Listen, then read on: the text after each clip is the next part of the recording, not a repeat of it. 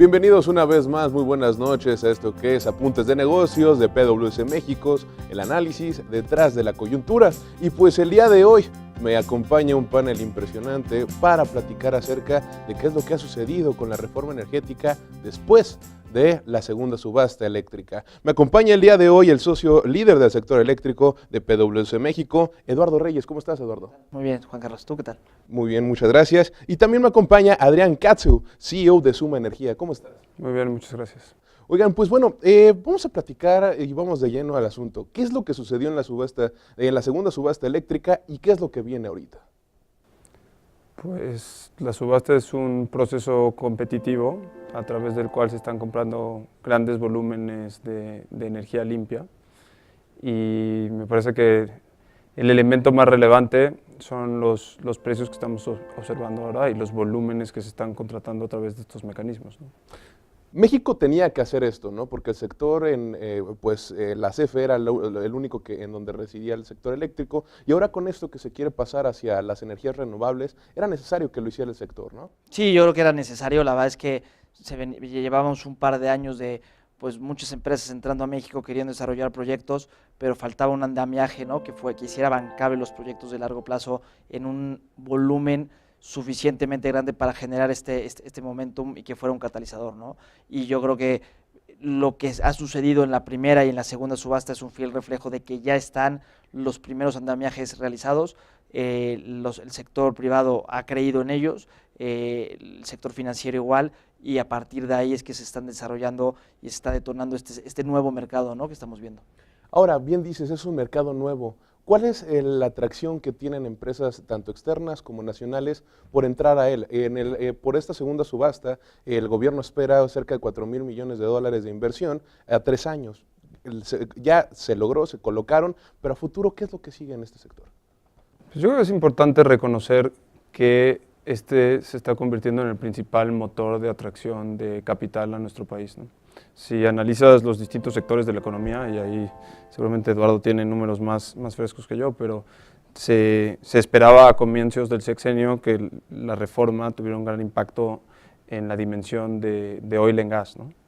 Pero estas subastas lo que han logrado es atraer capital de manera masiva, ¿no?, y ser ese gran motor para la economía, posicionando así no solo las energías limpias como la solución necesaria para atender las necesidades de sustentabilidad del sistema energético y del planeta en su conjunto, sino ahora también como el motor de crecimiento económico. Y aún más allá, con estos precios que estamos observando tan competitivos, se están convirtiendo también en una fuente de competitividad para México. Entonces, pues a tu pregunta, lo que espera el gobierno es continuar estas subastas.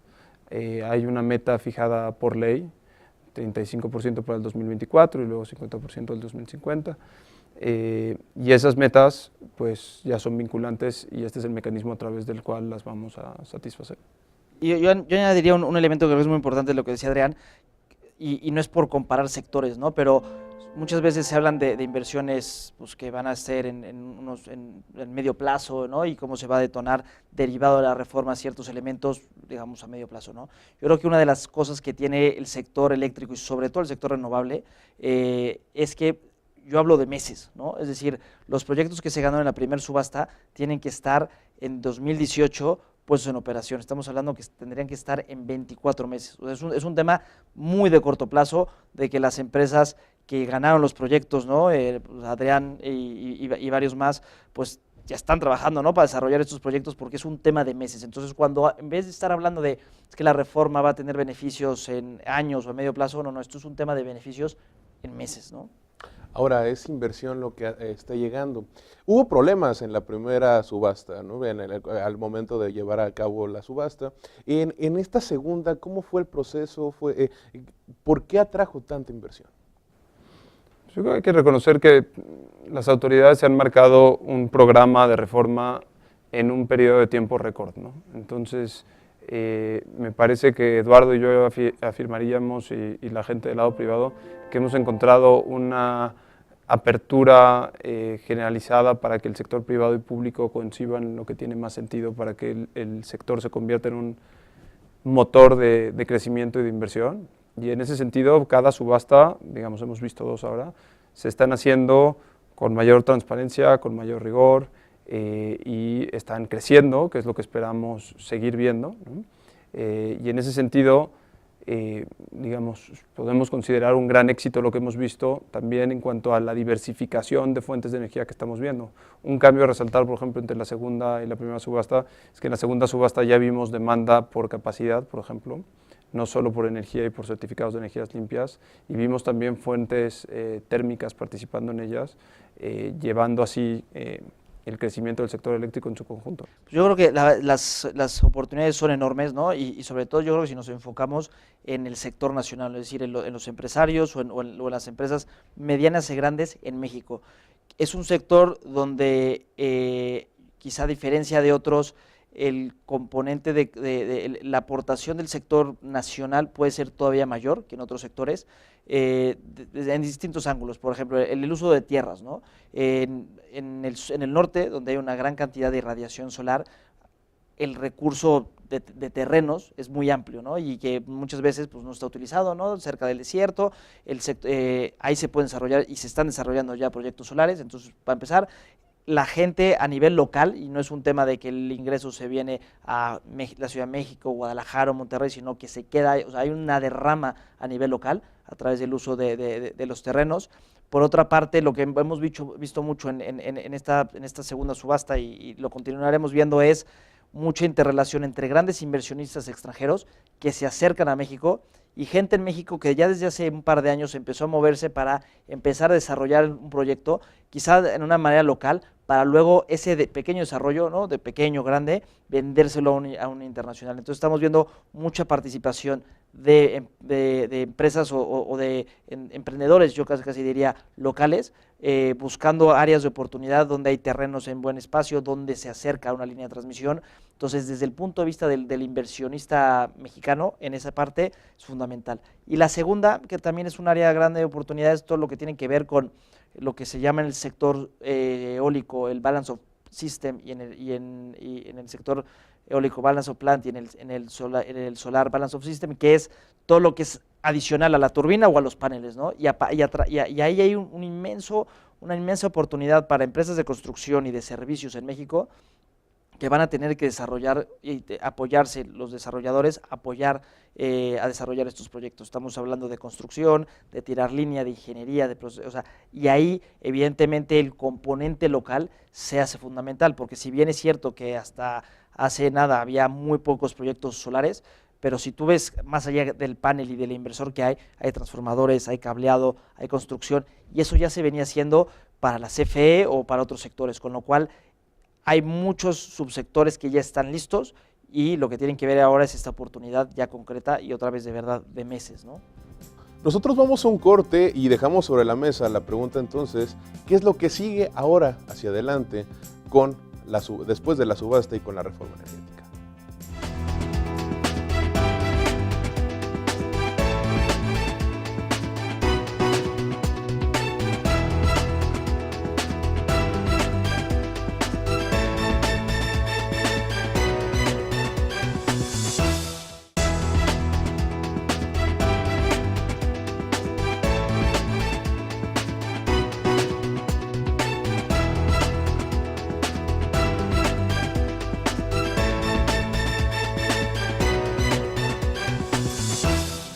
Ya estamos de regreso con más aquí en Apuntes de Negocios de PwC México, el análisis detrás de la coyuntura. Y pues bueno, dejamos en la mesa algunas preguntas, pero antes, ¿qué te parece si nos cuentas qué es lo que vivieron ustedes desde Suma en el proceso de la subasta? Pues a lo mejor vale la pena comenzar dando un poquito de contexto de quién es Suma, ¿no?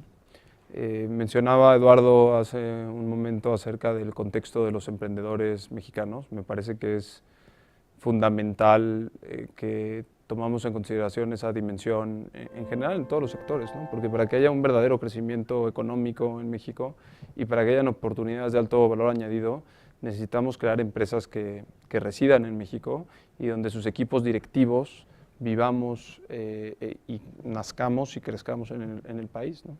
Hace 2 años tomamos la decisión de fundar Suma Energía. dejamos la responsabilidad de un gran fabricante eólico para la región de turbinas y en conjunto con fondos de inversión concebimos la oportunidad de invertir grandes volúmenes de capital en el sector y formamos un equipo. Y nuestro modelo tiene que ver con colaborar con desarrolladores. Hablaba Eduardo de los terrenos y los permisos. Entonces, nosotros no somos un desarrollador en sí, sino lo que hacemos es buscar alianzas estrechas con desarrolladores que tengan proyectos competitivos. Entonces, exploramos todo el mercado para crear esas alianzas y luego nos hacemos cargo de todo lo que tiene que ver con lo que llamamos la estructuración del proyecto, con todo lo que tiene que ver con la compraventa de los equipos y las obras, el financiamiento, conseguir los contratos de compraventa de energía.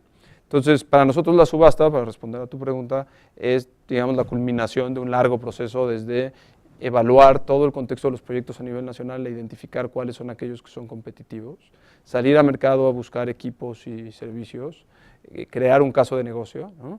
Y trabajar con los bancos para hacer también la parte propia de la estimación de los costos financieros, presentar una oferta y ganar, ¿no?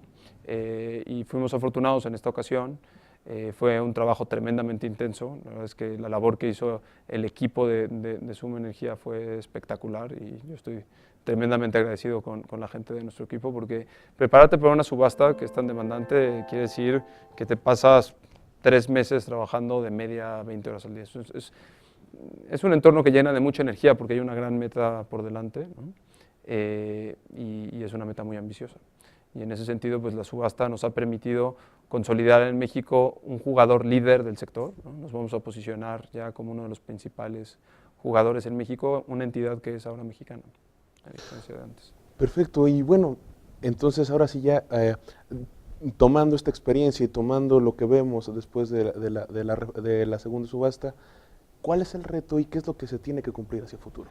Pues el reto, yo creo que primero es mantener este crecimiento sostenido, ¿no? Es decir, la primera subasta se adjudicaron unos 2.5 gigawatts, esto en orden de magnitud, ¿no? Por la gente que quizá no está, que nos está viendo y no es, pues, no vive el sector eléctrico como nosotros, estamos hablando de más o menos el 5%, ¿no? del consumo eléctrico en los próximos años, ¿no? De ese tamaño fue la primera subasta.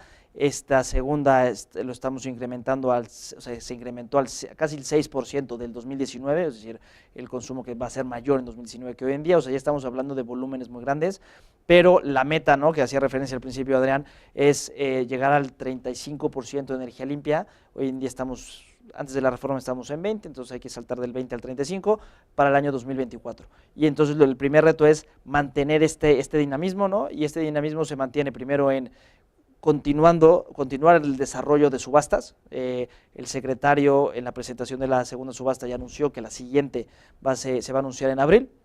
Entonces lo primero es, oye, que haya una visión continua, que de momento la hay, ¿no? Con lo cual eso es positivo. La segunda es que ya no sea solamente CFE el comprador de la energía, sino permitir a otros que no son CFE, que así está la ley, así están las reglas, participar como compradores. ¿Para qué? Pues ya sea para sus propios consumos, es decir, grandes industriales que viendo la señal de precios, ¿no? Tan competitiva, pues quieran subirse, ¿no? a este carro, decir, oye, pues yo quiero comprar electricidad, y entonces para eso se necesita una cama de compensación. Y no solamente los industriales, sino empresas privadas que se genera un nuevo negocio dentro de este nuevo sector, se va a generar un nuevo negocio, se está generando un nuevo negocio que es los suministradores, que básicamente pueden ser retail, es decir, yo compro electricidad en el mercado y se la vendo a otro, y mi negocio es la compraventa de electricidad. Entonces esas empresas deberán de empezar a subir en estas subastas, y como decía, lo que se hace falta es una cámara de compensación que en estos momentos se está desarrollando y que es uno de los elementos quizá críticos, ¿no? Para que pues crezca el sector y no sea solamente CFE el que esté comprando la electricidad. Ese es uno de los puntos. Hay otro que es las líneas de transmisión, es decir, este país ha hecho un gran avance en materia de generación y la muestra es las subastas, pero ahora lo que hace falta es empezar a tirar más red para poder conectar sitios donde hay mucho recurso renovable competitivo y también de otras tecnologías, pero en este caso estamos hablando renovables. Por ejemplo, Oaxaca, se anunció la línea de transmisión directa, hace falta ya empezar a construir esa línea, ya está el proceso de licitación abierto, pero hay otras grandes áreas de oportunidad y hace falta líneas. Yo creo que esos son los puntos muy relevantes, ¿no? Sí. Digamos, en el tema de la transmisión, Oaxaca es un caso muy claro, pero a mí me parece muy interesante observar cómo vamos saturando ciertas regiones del país y la necesidad inminente de ampliar la red, ¿no?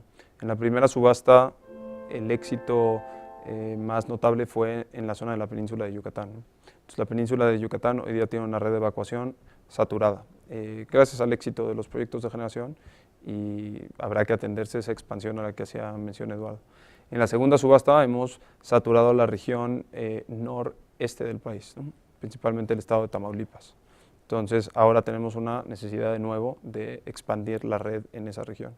Y uno podría simular qué va a ocurrir en las siguientes par de subastas y vamos a acabar de saturar el noroeste del país. Entonces, en ese sentido, se requiere un plan muy proactivo de incremento de capacidades de evacuación para que las energías limpias puedan seguir contribuyendo con energía competitiva, ¿no?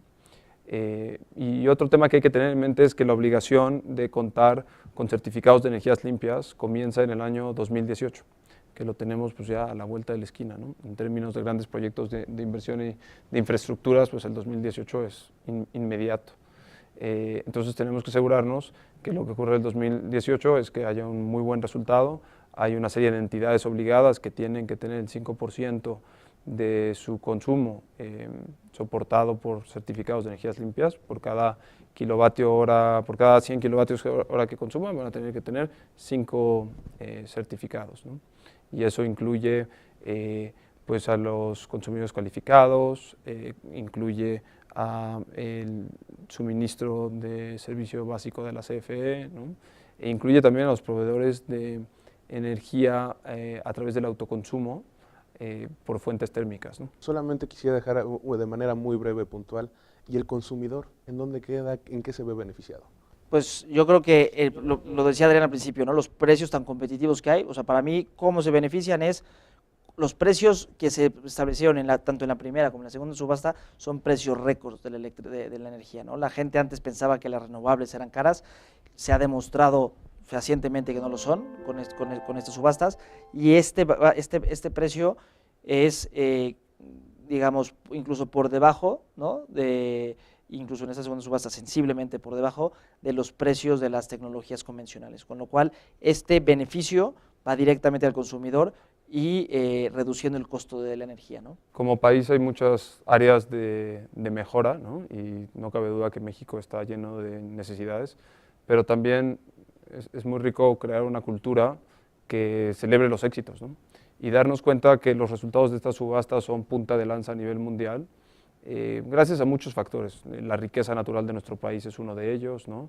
La buena disposición y el diálogo encontrado entre las autoridades y el sector privado para encontrar un esquema que fuera al mismo tiempo competitivo y atractivo, pues han sido conducentes a que estos precios a los que hace referencia Eduardo, pues sean los más competitivos a nivel global y que estén cambiando el paradigma de una manera radical en cuanto a cuál es el futuro del sector energético. Bueno, pues se nos ha acabado el tiempo. Muchas gracias por habernos acompañado en esta plática. Eduardo Reyes, socio líder del sector eléctrico de PwC México. Bueno, muchas gracias. Adrián Katziu, CEO de Suma Energía, muchas gracias por habernos. Muchas gracias por la invitación. Y nosotros vamos a una pausa y al regresar Margarita Castillo con las noticias de PwC México.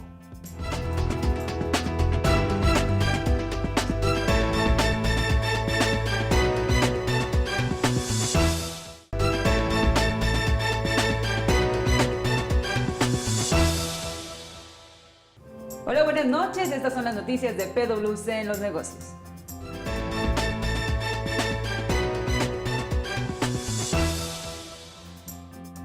PwC México presenta su guía Doing Business in México 2016. La guía presenta un análisis de las leyes, regulaciones y otros lineamientos aplicables en el país en un proceso de inversión. Encontrará el perfil actual de nuestro país, el entorno de negocio y el regulatorio, así como el régimen fiscal, laboral y de seguridad social, entre otros aspectos importantes en materia de inversión. Consulte la publicación completa en nuestra librería digital. Para el 2020, las compañías destinarán su gasto en investigación y desarrollo en software y servicios. por la que las compañías señalaron una preferencia por aquellas relacionadas con software y servicio, de acuerdo con el estudio de innovación global 2016 de Strategy & la consultora estratégica de PwC. El promedio de asignación del gasto de investigación y desarrollo únicamente en ofertas de software aumentará 43% hacia el final de esta década. La necesidad de permanecer competitivos es la principal razón por la que las compañías señalaron una preferencia en el cambio de sus presupuestos, ya que al invertir en este tipo de ofertas se reporta un crecimiento más rápido de sus ingresos. El reporte completo lo encontrará en nuestra librería digital Click2Grow. El ecosistema de medios y mercadotecnia se está reconfigurando y transformando por los acontecimientos digitales. Las marcas ya operan dentro de un entorno rápidamente cambiante, en donde la nueva mezcla de tecnología, experiencias y contenido está reemplazando gradualmente la publicidad tradicional. Estos sucesos están creando un gran dilema para los comerciantes líderes, quienes controlan cientos de miles de millones de dólares en presupuestos publicitarios. El reporte completo se puede descargar en nuestra librería digital. La escasez de talento en las organizaciones sigue siendo tendencia. La escasez de talento no necesariamente significa una falta de personal en el mundo, sino una insuficiencia de gente con las habilidades y capacidades correctas. Esta tendencia ya está afectando a una serie de compañías y se espera que empeore en las décadas siguientes. Para encarar el futuro, habilidades completamente nuevas serán requeridas por las organizaciones y la sociedad, paralelamente a una menor demanda de ciertas capacidades tradicionales. Estos desafíos que afronta el negocio se agravan por la demanda creciente de empleados y negocios por acuerdos laborales alternativos, lo que promete impactar dónde y cómo los empleados querrán trabajar. Lo invito a descargar la publicación completa en nuestra librería digital Click2Grow.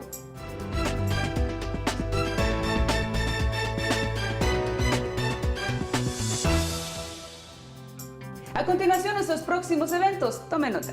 9 de noviembre en la Ciudad de México presentaremos un análisis sobre ciberseguridad en México. Del 17 al 19 de noviembre en la ciudad de Monterrey, PwC estará presente en Inc. Monterrey, el festival de emprendimiento más grande de Latinoamérica. Para más información sobre nuestros eventos, consulte la sección pwc.com/MX/eventos. Hasta aquí las noticias de PwC en los negocios. Continúe con nosotros a través de nuestros diferentes canales de comunicación. Que pase una excelente noche. Y nosotros ahora vamos al comentario de Guillermo Chávez, gerente de la práctica de sector eléctrico de PwC México.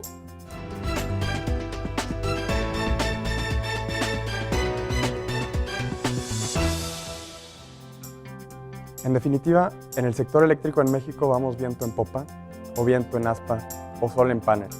Y para muestra basta un botón, son las subastas del sector eléctrico, en las que hemos visto que los precios que se alcanzaron son altamente competitivos. Tanto en la primera como en la segunda se rompieron récords a nivel internacional. Precios que vimos en la segunda entre los $35 por megawatt hora. Y bueno, las cantidades que estaba buscando adjudicar CFE, suministro básico, también son gratificantes. El 80% de lo que estaban buscando comprar se logró en energía, Celsi y potencia en esta segunda subasta. Entonces, el gobierno está avanzando, está poniendo metas claras. Tenemos el 35% de generación limpia 2024. Hay herramientas para estimar el potencial en las distintas regiones del país. Y tenemos instrumentos como los certificados de energía limpia que permiten incentivar dicha generación. Entonces, en PwC México estamos listos para apoyar tanto a instituciones como a empresas que estén buscando participar en el desarrollo del sector renovable en el país. Y bueno, la tercera subasta será una oportunidad para hacerlo, teniendo la cámara de compensación en la que se permita la participación de más compradores.